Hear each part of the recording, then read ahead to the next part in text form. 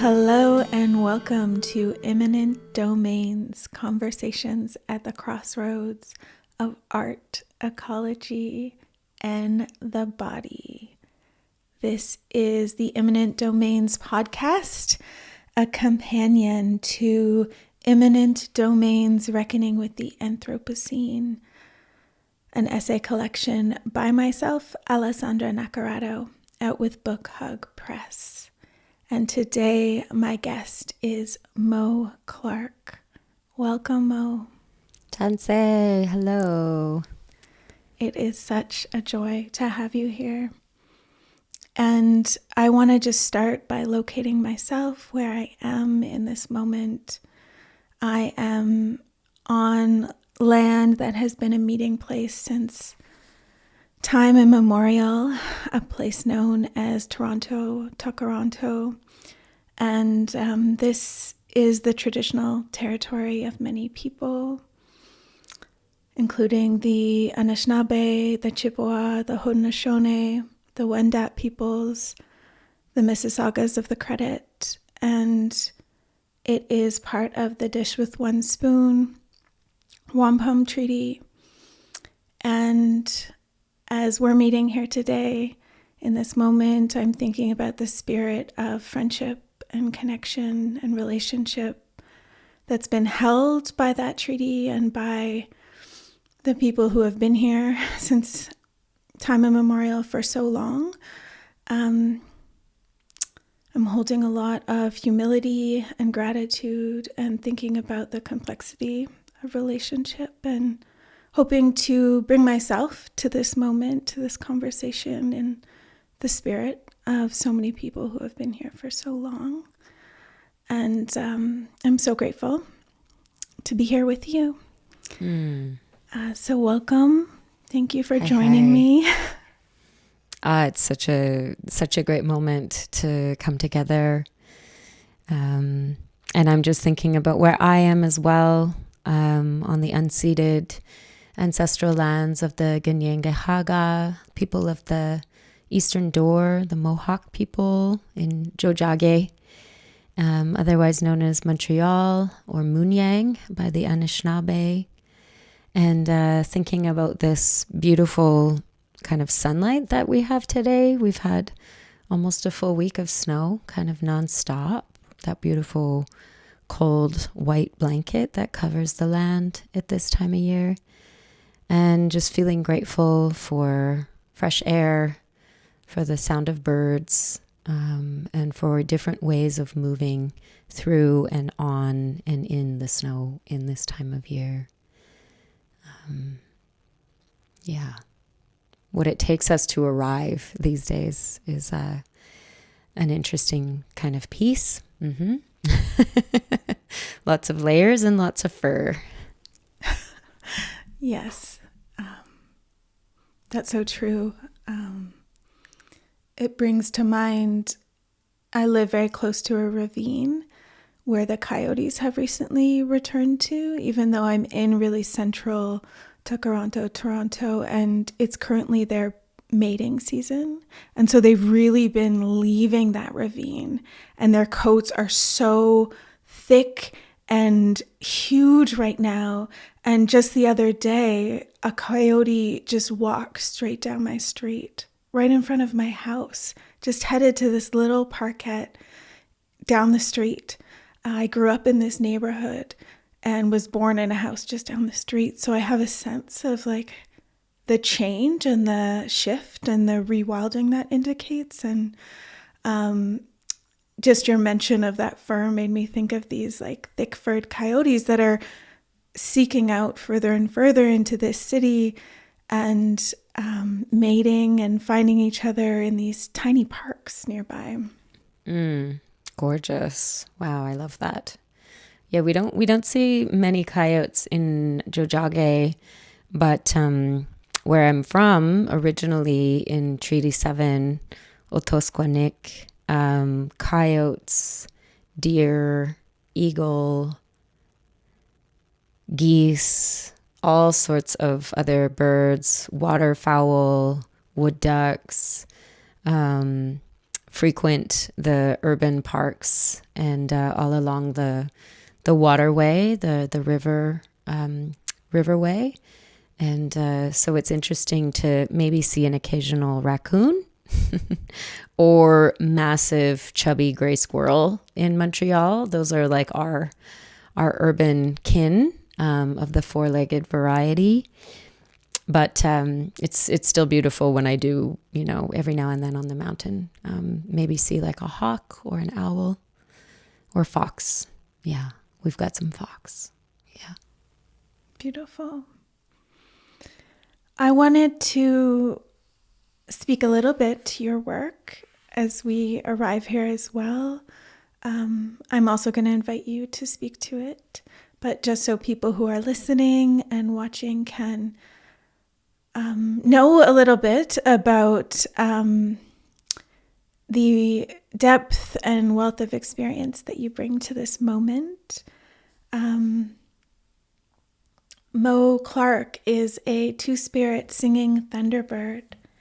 She works across diverse disciplines of vocal improvisation, spoken word poetry, sound design, and performance creation to create meaning that is rooted in personal legacy, ancestral memory, and embodied knowledge. Moe has 7 albums of music, both solo and collaborative, and multiple performance videos. Co-founder of Weather Beings with Maori dancer choreographer Victoria Hunt. Their collaboration examines intersections of Métis and Maori cosmology and Indigenous futurism through performance experimentation. You also have extensive experience that goes far beyond that and share your work across the world. And I want to open the space, welcome you into this moment. Hi. I just want to bring to perspective the water I have here, a candle that's been lit, these beautiful feathers, just what energies in this current moment are also, I guess, bearing witness to this conversation, to this gathering of hearts and words and voices and spirits, to celebrate and to acknowledge the good work that you're doing, and to really just, I think of the Thanksgiving address, like to bring our hearts and minds together as one. So in this moment, I'd love to just, speak in the language that I have within my heart. Tanse Nitsigasan Moe Clark, Ekwa Nigamopiaseo, Nia Oma âpihtawikosisâniskwêw, Otepim Sewak, Tastawaya Ekwa Munyao, Ni totsin otosquanik maga niwigan jojage, Nia Oma onegamo. So that basically says I'm Moe, singing thunderbird. I'm Métis. I'm one who owns themselves, Otepim Seo. That's what the Cree always called the Métis, those who are their own bosses. I'm Tastawaya, which is an in-between person, which comes from Métis elder Marjorie Bocage, which speaks to this kind of recentering of two-spirit kin, LGBTQ, as an in-between person, but what we hold in that in-between space. And I'm also Norwegian, French, British, in addition to being Métis Cree. And I'm from Treaty 7, which is otherwise known as At the Elbow, which is the meeting place of the Elbow and the Bow Rivers, those glacial waters, and land of the prairie rose. And I'm also living here in Montreal, and I'm a vocalist. And I haven't yet memorized how to say poet. It's like masanai ke âpihtawikosisâniskwêw. So it's like the one who brings good voice to language. So some of these concepts in the language to describe them and to introduce them, because they're so relational and because they're so verb and kind of action based, it can be really complicated to describe that. In English, it's like, I'm a poet, but in Cree, it's like, I'm someone who uses good language to describe relationships to the world around me, and that'll be one word to kind of encompass that whole way or state of being. But even the word onigamo, like nigamo, is to produce great feeling, to try really hard to produce great feeling, and that is to be a singer, and that is to use one's voice in song. And I'm speaking Nehiawewin, which is Plains Cree, and I started learning that language as a tool to connect with Michif, which is the language of the Métis. And Michif is really a hybrid, almost like patois, or, a Creole, which is a merging of French, mostly French nouns, and often Nehiawewin verbs. And it was kind of considered like our code as Métis people, that we could use to communicate with one another. But also gave us access to knowing and understanding Cree for anything that was really related to like land-based and traditional practices, but then also having French language for trade and, diplomacy with European kin and relatives. So I've been on that path of learning Nehiawewin now for 10 years. And I just want to credit Joseph Netauhau and Cheryl Le Rondell to Cree half-breed kin, auntie, uncles who really have supported me in that journey. Thank you for that meaningful and beautiful introduction to you and your work and your place in the world.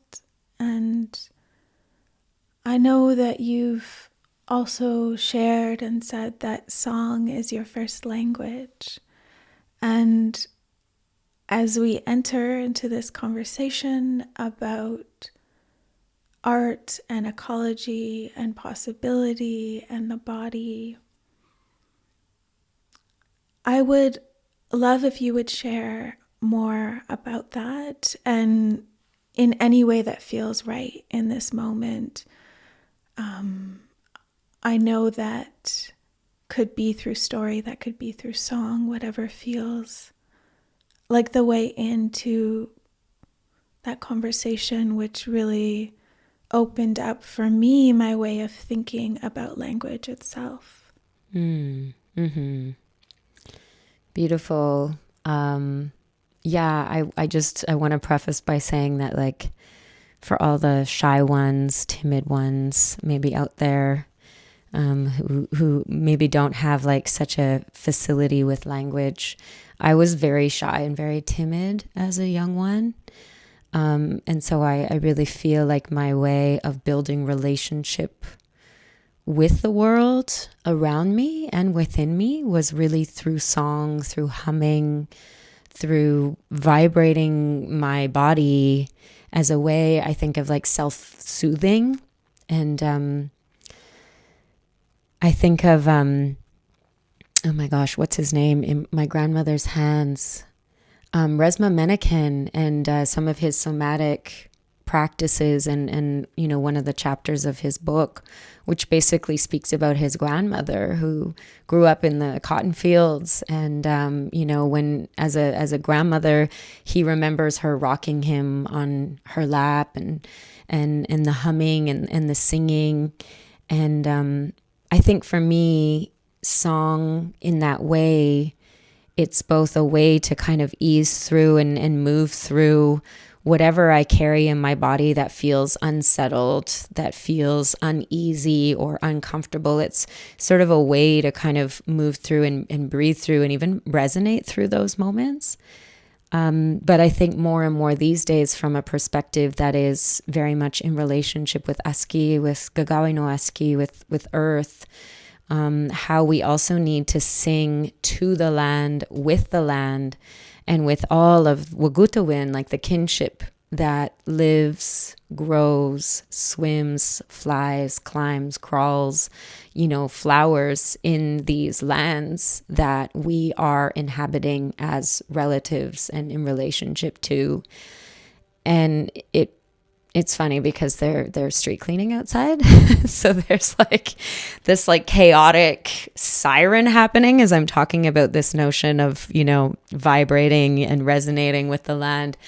I think of a moment when I was up in Iuishchi at the site of the hydro dam of LG2, which is in James Bay in northern Quebec, on the Cree, the James Bay Cree land.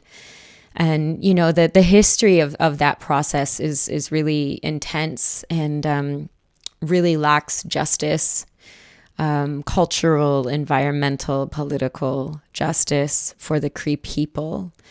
But I will say that, the dam has been there now for many, many years, and it flooded a lot of land and everything's changed because of that. But that's how the majority of Quebec gets our electricity.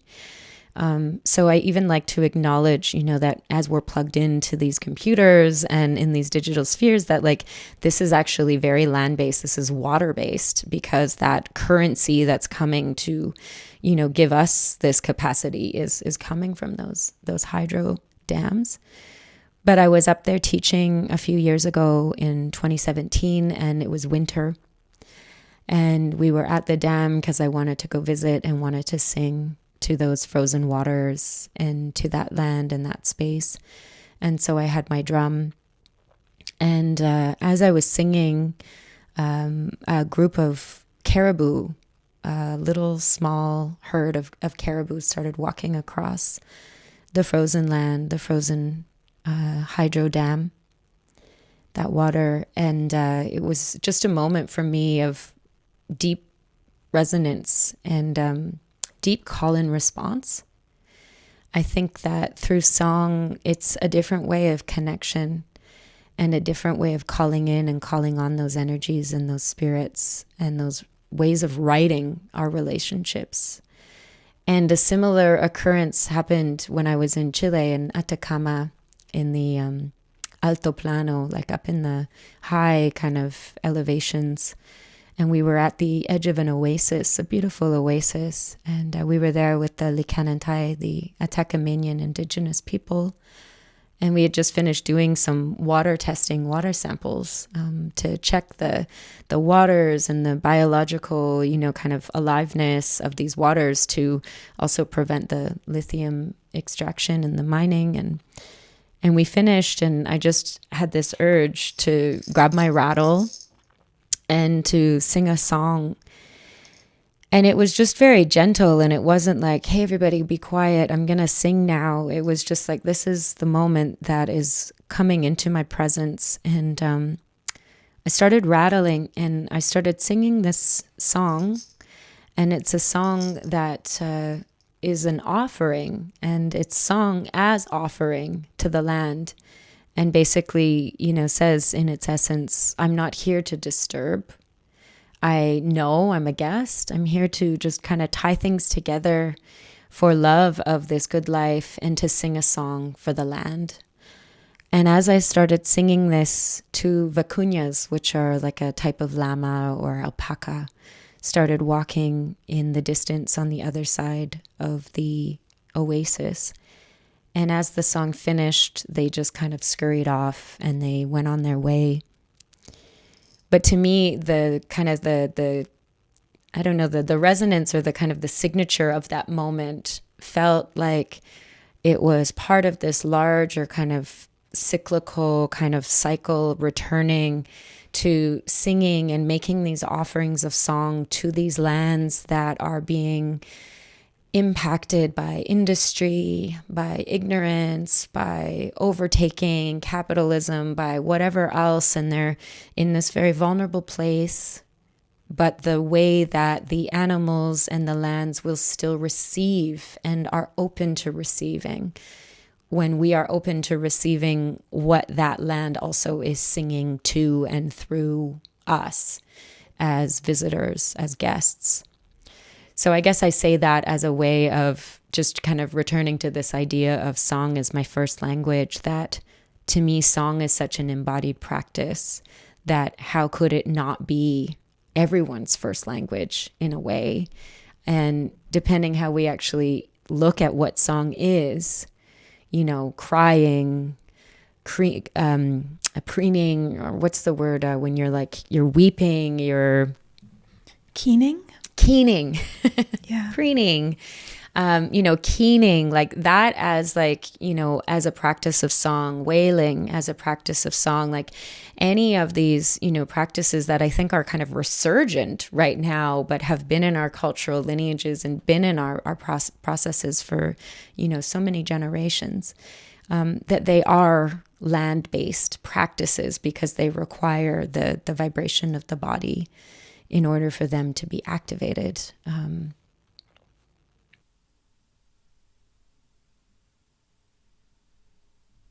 Thank you so much for sharing that. Every piece of that. When you first started speaking, I felt my small self, my child self, just come so alive and be so seen. I was silent as a child for many years. I didn't speak in public for years and years. I was almost silent and couldn't really read and was fairly nonverbal. And it's interesting to come from this place of silence and become people whose work in the world is language and voice and word. So thank you so much for sharing that and for sharing a story of landscape that is so striking, so moving. Some of the work in writing Imminent Domains was to do some research, as much research as I could, and it was difficult research because it's information that I think people don't want you to easily find on extraction that's taking place in what's called the lithium triangle that you mentioned in Atacama, and also things like De Beers diamond mining that took place in the north, which has really poisoned the water there, and there's lawsuits underway. So just hearing as well these stories of resilience and the way the land continues to answer back is deeply moving, and I'm so grateful for this opportunity to hear those stories. Yeah, I mean, it makes me think of the honorable harvest. Robin Wall Kimmerer talks about this. I mean, any Indigenous elders who work with any form of harvesting of plant medicines, of gathering of stones for sweats, of, trees for lodge building. We never take the first and we never take the last. And there's a communication and a reciprocity that comes through that giving and taking, that we either make an offering of tobacco or whatever the sort of, medicine or kind of currency is. And so for us as Plains people, they always say tobacco moves first as prayer, as offering, as gift. But when we don't have that, what do we have to offer? A song, words, maybe something we've carried in our pocket, a piece of fabric or material, even water, or I know in the South they give some wine, flour, maize.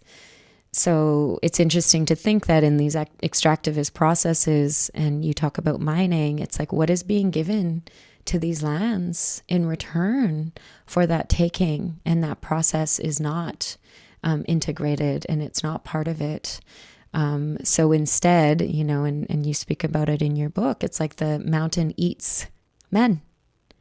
The mountain is kind of taking back, and in almost a vicious sort of, way we could see it as that, but it could also be, no, like I am taking because you're not giving me what I need to sustain. Yeah. Thank you so much for articulating that. And, in my own way, as a white settler and someone who's traveled to different places and looking back on those times and contemplating those moments of, entering the mines in Potosi and Cerro Rico without knowing what I was entering, the complexity of that mountain, the instability of that mine, and to discover afterwards, to be continuing to discover now the legacy of silver mining in that mountain that continues 500 years of extraction, and how it transforms now not only as a natural resource, but also as a narrative, which feels like is part of what you're speaking to, the way in which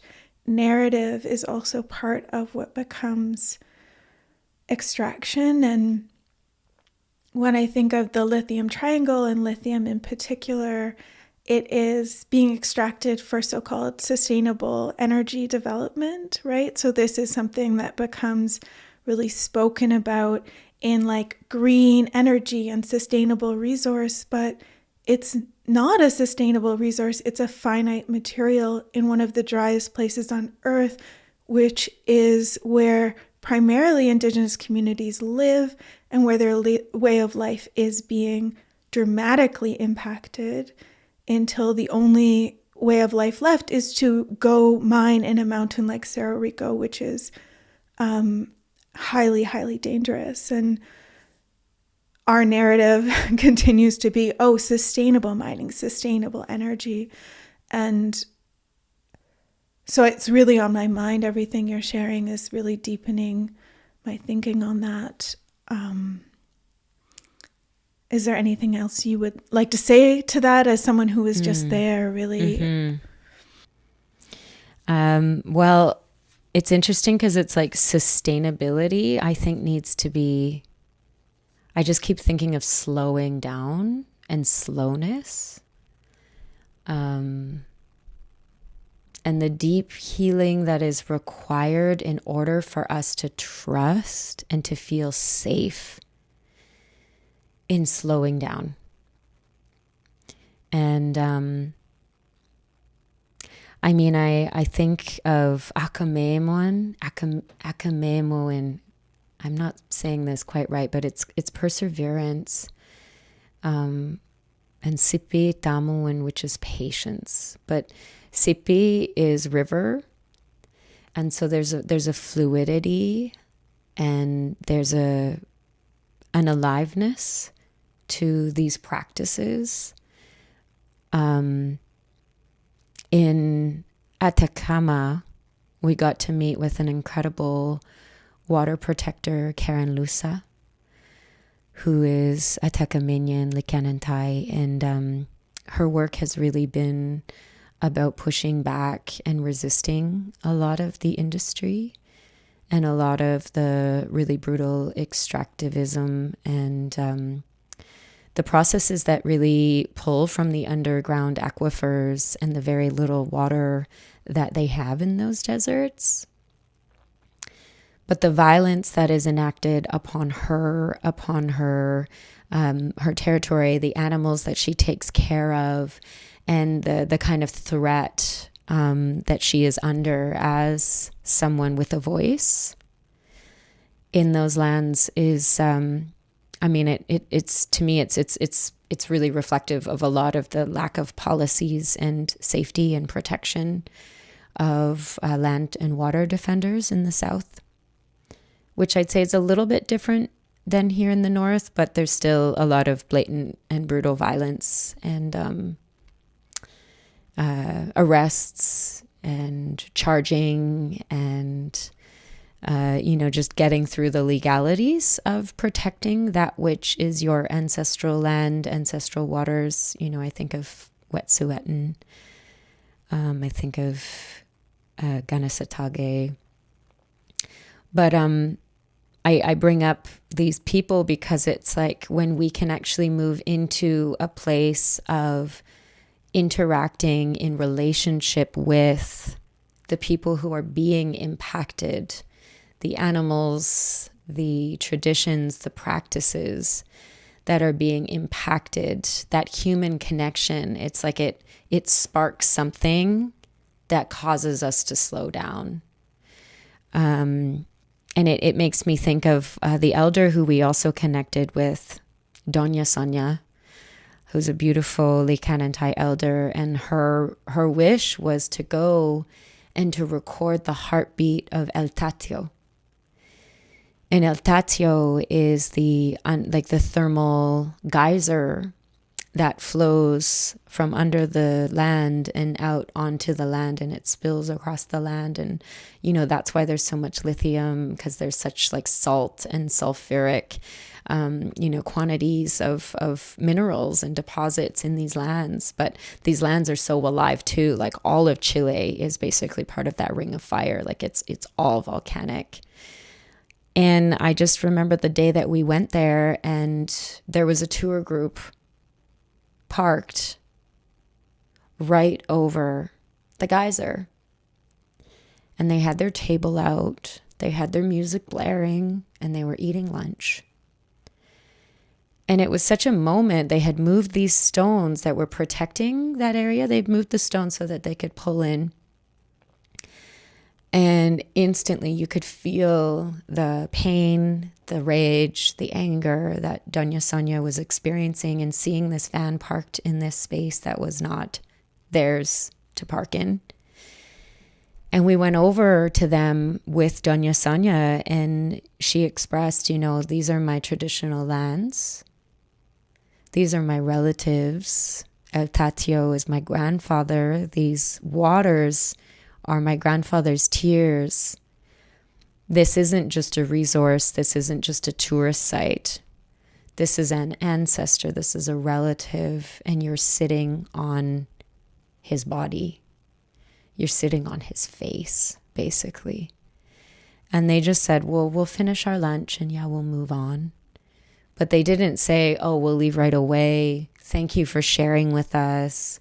We're sorry. Like, not acknowledging that, like, the pain that brought her to have to express this to them. And so she was really distraught. And I offered some smudge because I had my medicines. I pulled out my drum and I offered a song. And it was incredible how just the energy was able to dissipate and soften and kind of slow down. And we went over to the edge of the geyser once the van had left. And we were just standing there, and I started singing the water song. And as we were standing there, a vicuña, again, one of these beautiful four-leggeds, just like literally like a few feet in front of us, jumped over the geyser and ran up the hill. And Doña Sonia took this as a sign that Pachamama, that Mother Earth, is communicating, is happy we're there, is responding. And it was like that fracture and that rupture was able to kind of feel a sense of mending in that moment of being on the land with the pain and feeling that discomfort, but then moving through that pain, through the expression, through the songs, through the togetherness, through the ritual, and through the prayer. So it's interesting to me to think of the brutality and the violence that can be inflicted on bodies of land, and how that infliction can impact us and our bodies and the bodies of Indigenous nations primarily on these lands, but how important ceremony and ritual and those deep ancestral processes are for mending and for softening some of that violence. And so I feel like in a large part of my work, that's kind of what I'm trying to do. And she gifted us these beautiful condor feathers, because these prophecies and, the time that we're living in has been prophesized as it's going to be a really difficult time. The earth is going to tremble and shake like never before. The waters are going to eat away at the shoreline. Tsunamis, cyclones, hurricanes, earthquakes, fires are going to, burn of the land and of the trees, forest fires like we've never seen before, drought like we've never seen before. But we're going to need to come together. And that prophecy of the condor and the eagle, of these nation to nation connections, of the need for us to share our knowledges, to support one another in rekindling these resurgent practices of song, of prayer, of ritual, and of togetherness, and just how important those things are as signposts for perseverance, for resilience, and for reaffirming that we do have the capacity to heal. I find your work deeply moving and meaningful, and one of the ways in which I find it so meaningful is the ways in which it speaks to the in-between, to the seen and unseen, to the space between worlds, to the tangible and intangible. I'm speaking somewhat in binary language, and I do not believe it's a binary that your work speaks to. I feel and know in it a circle or a cycle of kinship, and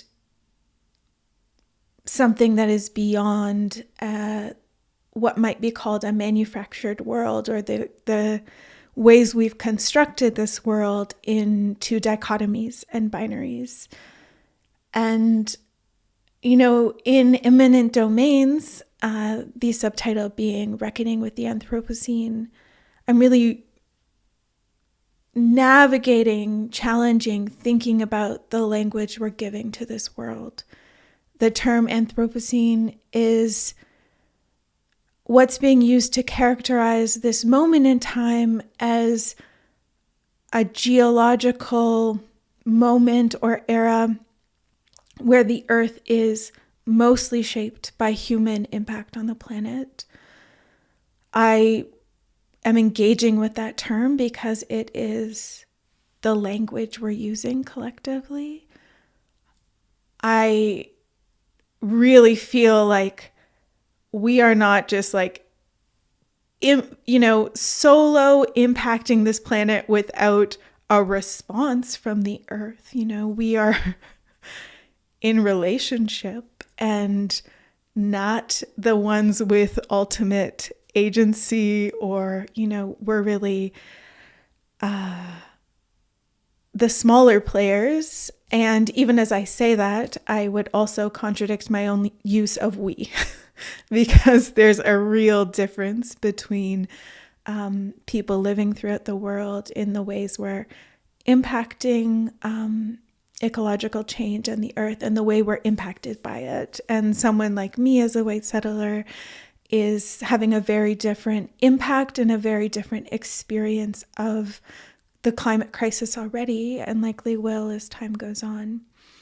So often how I think about it, and how I've spoken about it in this book, is that I understand this to be a time of increasing interconnection. That if anything, we've designed systems that are increasingly integrating and interconnecting us together. And that is one way, that I am sitting with it. I am curious to hear from you if there's language, if there's felt sense, if there's a way you would speak to this moment in time in your own way. Yeah. Yeah, beautiful. I just also want to acknowledge and just express my gratitude for all of the different, framings. And I would almost say like, bundles that you propose throughout Imminent Domains, throughout the book, as sort of like access points and entryways for reflection, for integration, and for really exploring that interdependence and the kind of contradictory and challenging sort of nature of relationships and being in relationship to anything that is living these days. But I do see it as bundles. And I think when I look at what we're going through right now as sort of a series of bundles, it's like each of those bundles has caretakers, has healers, has guardians or protectors, has new life and life that is passing on. And so you could see that as like communities, but that aren't just human communities, that are, tree and plant beings, that are stone, and like listening beings, that are water beings, that are, fungal beings, animal, all of it, even weather beings and the sky world beings, cosmological and star beings.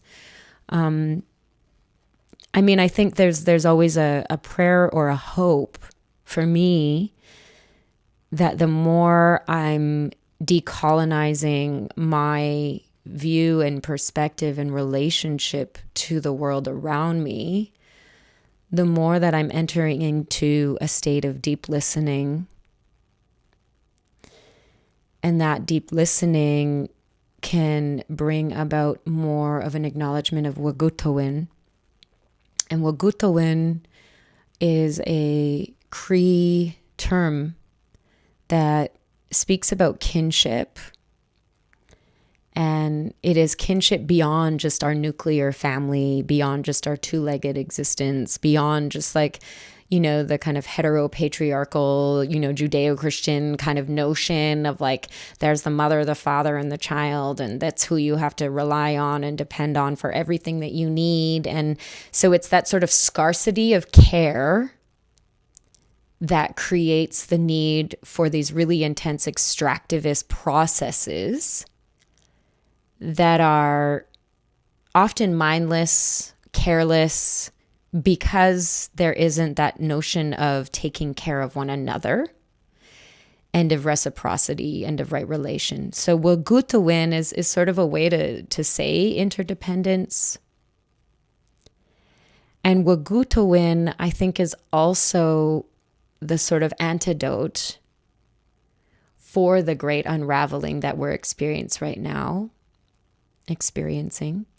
that, again, from an Indigenous perspective, the old ones from many generations ago prophesized. So we could say that we're living in a prophetic time as well, and a time of, the visioning from the before us into the now us.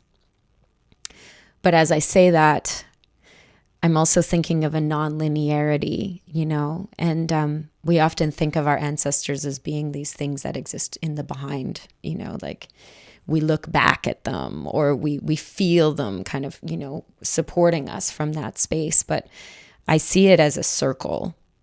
And when I can start to kind of consider that 7 generations, 7 generations of future descendants, 7 generations of ancestors, but as a circular thing, my great, great, great, great, great grandmother can be holding hands with my great, great, great, great, great, great grandchild. And that circle is complete. And so when I think about that notion of Wagutowin and interdependence, And maybe I'm just like, I'm someone who has a lot of belief that, you know, our rituals and our ceremonies and our practices and our traditions and our languages and our land-based knowledges actually will save us. And even if they don't save the world or the like natural world, how can those processes at least make these cellular atomic existences that much more balanced and that much more grounded, but from like a real perspective of grounding? That through this notion of wagutawin, that wagutawin is through my like human form, but that wagutawin is also through like all the tree ancestral bodies and all the water ancestral bodies and all the stone ancestral bodies, and the adaptations that we're making. I hope that those adaptations are coming from a place of not wanting to repurpose the harm and the violence that has been enacted on us, through us, and that we can actually stop those patterns and create new ones. And through the creation of those new patterns, we're extending that care across that circle and through that circle, so that those generations can actually communicate with one another and support one another and feel that there's a connection. Because as soon as we start to have those connections, then the scarcity and the lack and the not enoughness kind of starts to fall away. And the priorities and the perspectives of, you know, what we're actually living for and living towards and living in becomes, I don't want to say more bearable, but that's the first word that comes through. Like, what is this notion of having to bear something versus being in an embodied space that can actually filter and transform and resonate through discomfort from a place that is awake, from a place that is capable. And so those tools of song, those tools of storytelling, those practices of connection, of intergenerational transmission, of land-based work, to me are ways of rebalancing these territories and this land, so that what's happening in the external to this body, I'm better able to negotiate and adapt and support and offer that care as those ruptures are taking place.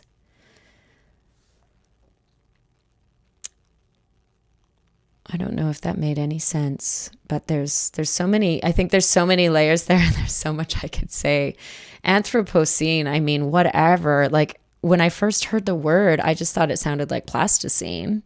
And I was like, all right, let's remold, let's throw it against the wall, let's step on it, let's squish it.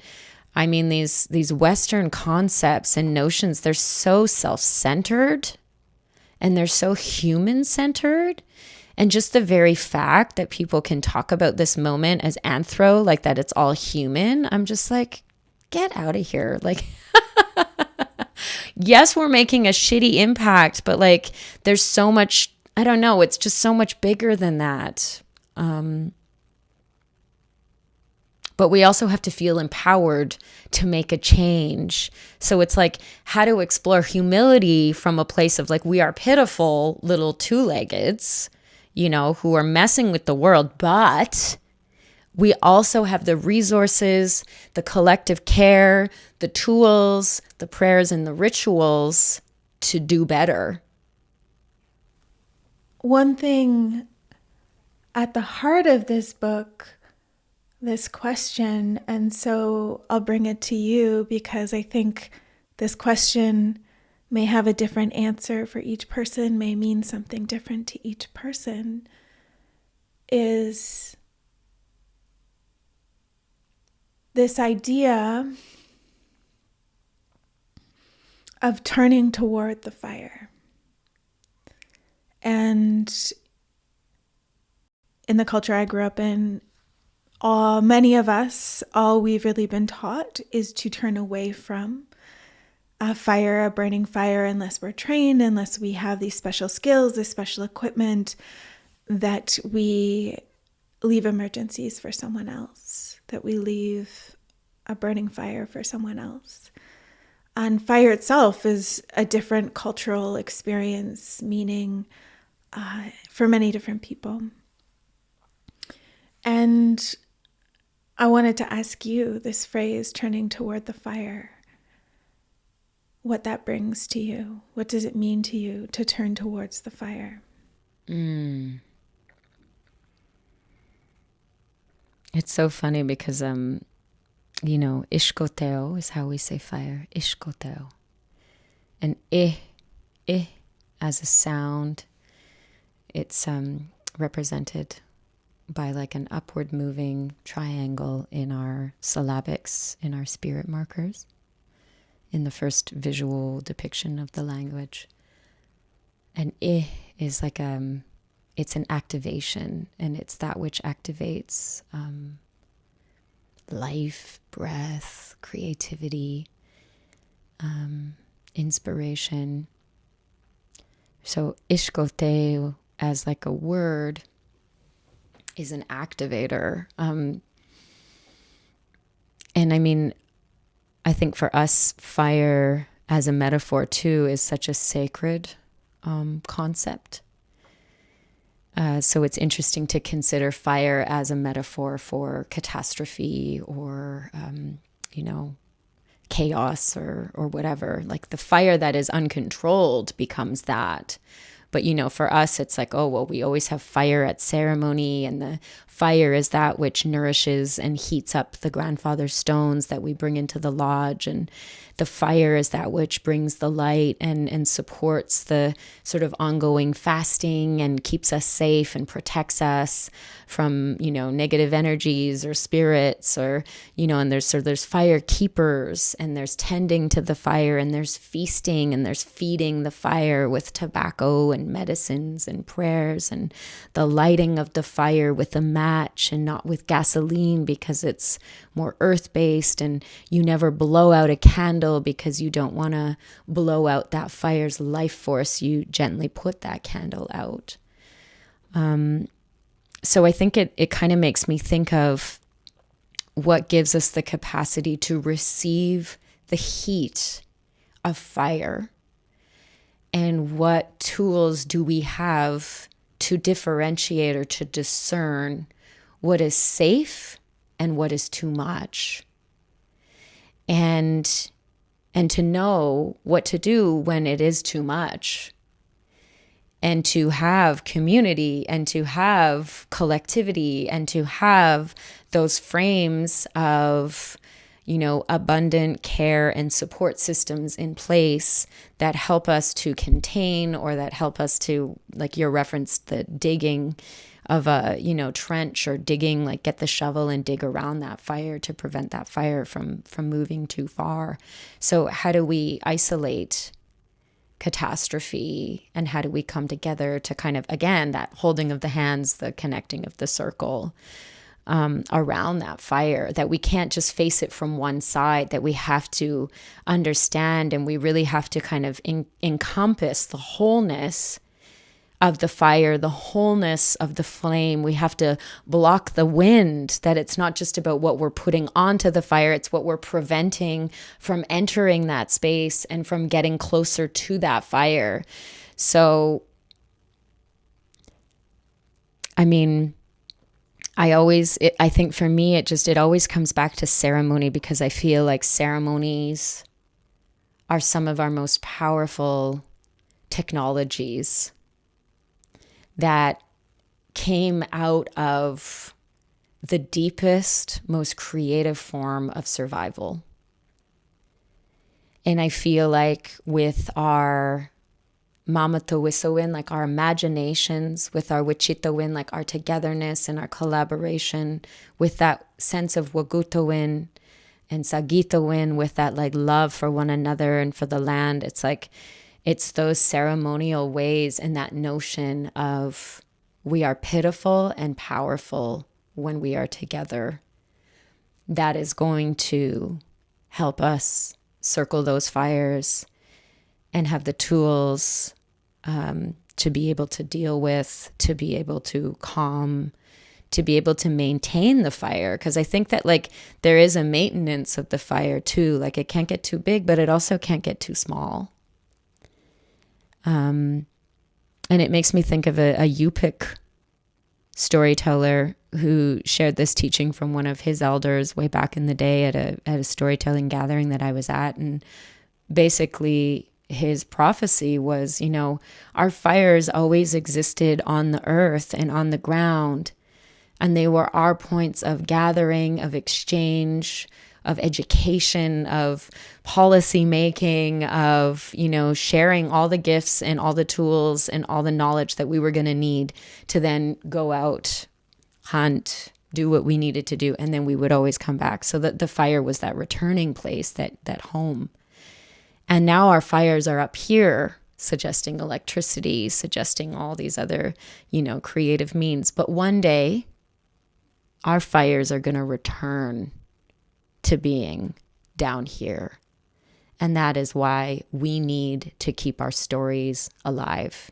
And that is why we need to keep exchanging and keep sharing those knowledges and those teachings. Because when that fire returns to down here, it's going to be the next moment of like deep survival. And that has always stuck with me. It scares the shit out of me to think of what that time will be or is becoming. And I just, you know, I just hope that that we have one another and that we can work together in those moments.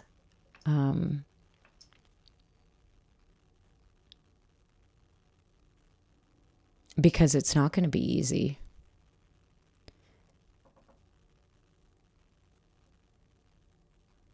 And so in a way, you know, I just think of what are our daily practices.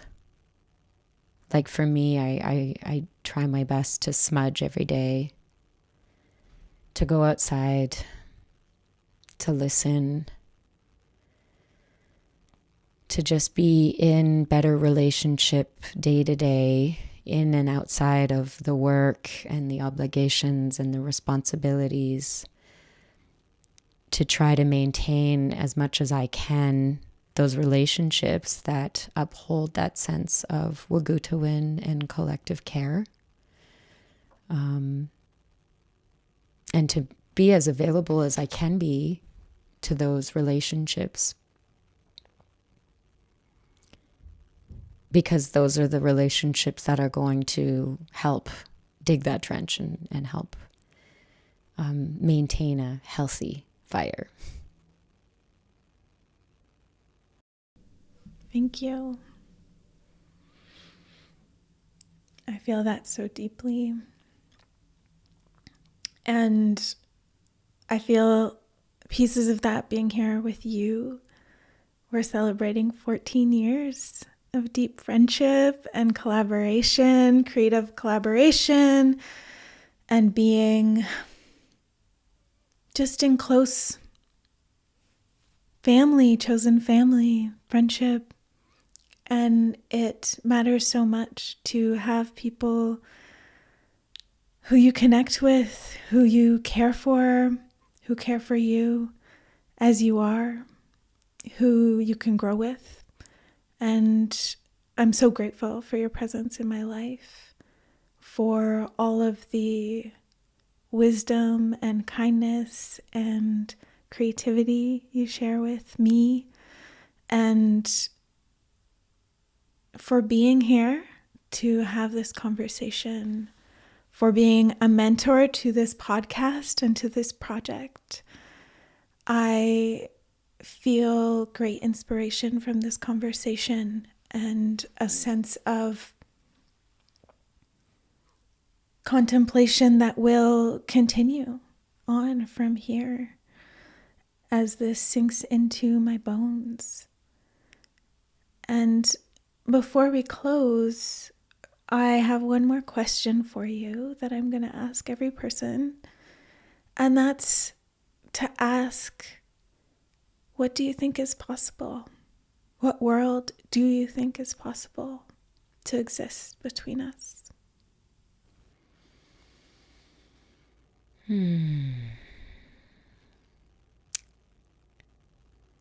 The image that first arrives is a moment of being inside a sweat lodge this last summer, just outside of Winnipeg, with a group of âpihtawikosisâniskwêw, with a group of two-spirit kin, youth and elders, and we're starting a two-spirit Sundance and two-spirit land-based project that is really about uplifting, supporting, holding, caring for, and bridging teachings intergenerationally, internationally, with two-spirit kin. And in this image, we were inside the lodge in a circle, and the stones, the grandfathers, the grandmothers, are in the middle of us, and they're really guiding us. They're guiding the prayers and the songs. And there was this vision of us being surrounded outside the lodge, but also up in star world, up in sky world, being carried, being held by all of our ancestors yet to be and who have been. And this relationship of really acknowledging that we are stars. We are from the stars, and we will return. And that those stones that have been heated by that burning wood, by the tree, by the flame, that have been wetted by the water, by the blood of the earth, that those stones are also of star world. And that larger relationship that is cosmological, that is like deep space-time, deep listening, is constantly activated. And it's just up to us to sort of go inside the lodge and to tap into that and to feel that and to connect with that and to know that those relationships are always holding and always supporting. And, that vision I shared in the lodge, and later that night, the Northern Lights came to visit. We closed that fourth round of the sweat with a Northern Lights song, the Wawete Nimiok, the dancing Northern relatives, and they came to visit us in August, in the summer, in the prairies. And so I think my hope is that it is possible for us to gain and to cultivate stronger abilities for deep listening, deep sensing, and deep connecting in whatever territories you find yourself. And that sense of depth is always in relationship to the land and is always an embodied practice.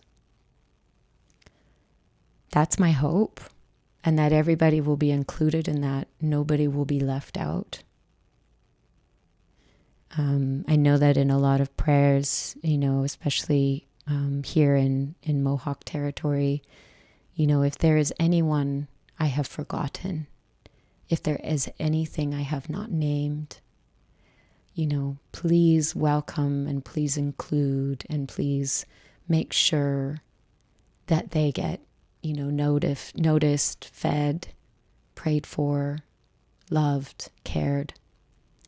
Even in our practices of, when we lower that pipe before we separate the stem and the stone, we think about those who are homeless, those who are without shelter. We think of those who are in prisons and those who, are seeking justice.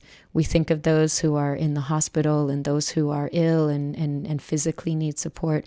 And we think of those who are just coming into the world and those who are just moving into spirit. And we always make sure that we have a prayer and a consciousness to hold those beings in our prayers in next to us, So that's my wish. That is deeply beautiful. And I am holding deep love and prayers. And I think this is a meaningful place to end our conversation for now. I thank you so much for being here, for sharing your vision, your knowing, your wisdom, your spirit with us in this moment. And I'm just really grateful. Thank you for being here, Moe. I'm so grateful for this opportunity to connect and share and to be invited into this type of presence and conversation and relationship. I always find it deeply moving to be invited and to also kind of see what emerges from those flames,